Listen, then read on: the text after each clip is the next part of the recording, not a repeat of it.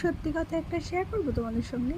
খুব সত্যি একটা কথা কিন্তু কিছু শ্রেণীর লোক অন্যকে কষ্ট দিতে বেশি মজা পায়। তাদের সুখ দেখলে তাদের গা জ্বলে যায়।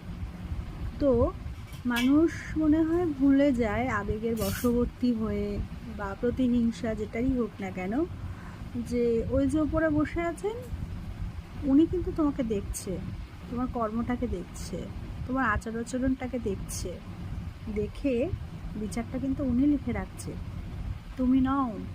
সুতরাং এইগুলো দেখাটা ঠিক উচিত বলে আমার মনে হয় না। তো এই কথাটা আমি বললাম আজকে এই কারণে যে আমি একটা মেয়ে হয়ে আজকে চারিদিকের পরিস্থিতি দেখিয়ে আমি সত্যি কথা সবচেয়ে বেশি ভালো আছি। এটার জন্য আমি ঈশ্বরকে ধন্যবাদ জানাই, যেন আমাকে পরিশ্রম করার ক্ষমতা দেন, সারা জীবন যেন লড়াই করে বাঁচতে পারি। Good night.